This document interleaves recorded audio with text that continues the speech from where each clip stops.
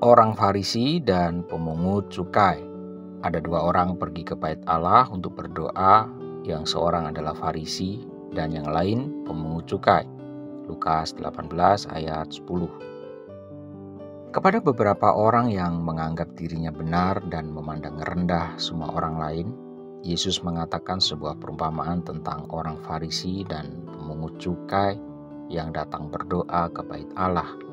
Orang Farisi itu berdiri dan berdoa dalam hatinya begini, "Ya Allah, aku mengucap syukur kepadamu karena aku tidak sama seperti semua orang lain, bukan perampok, bukan orang lalim, bukan pezinah, dan bukan juga seperti pemungut cukai ini.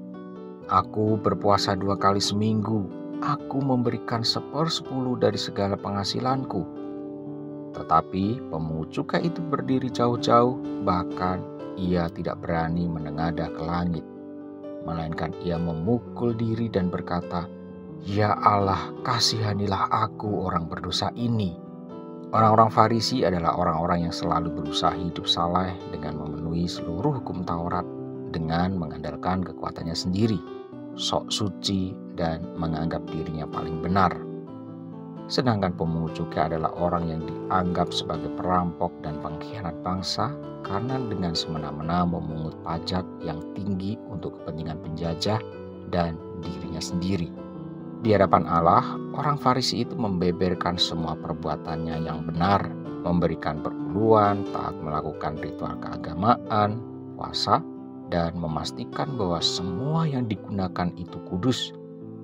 Berbeda dengan orang Farisi yang angkuh, pemungut cukai tidak mengangkat tangannya. Ia justru memukuli dadanya, tanda bahwa ia menyesali dosa-dosanya. Ia berseru kepada Allah dalam keputusasaan dan berseru memohon belas kasihan. Si pemungut cukai yang menyesali diri itu justru dipuji, bukan orang Farisi yang saleh. Bandit masyarakat pengkhianat bangsa ini mendapatkan perkenanan Allah. Yang Maha Kuasa telah menerima korban si pemungut cukai berupa hati yang remuk dan penuh penyesalan. Ia pun pulang dengan penuh pembenaran. Perbandingan kehidupan antara orang Farisi dan pemungut cukai ini membuka paradigma baru bahwa mereka yang bekerja keras untuk menerapkan hukum Taurat dalam kehidupannya sehari-hari justru ditinggalkan. Semangat dan antusiasme akan kesalehan agamawi justru menghalangi hukum kasih karunia Allah. Orang-orang Farisi yang berjuang begitu keras untuk agama sebenarnya hidup dalam bayang-bayang maut. Sementara itu, pemungut cukai sebagai pendatang baru yang tampak remeh dan tidak tahu sopan santun, tetapi kehidupan keagamaan mereka lebih benar daripada kehidupan keagamaan kaum Farisi. Sebab barang siapa meninggikan diri, ia akan direndahkan, dan barang siapa merendahkan diri, ia akan ditinggikan. Amin.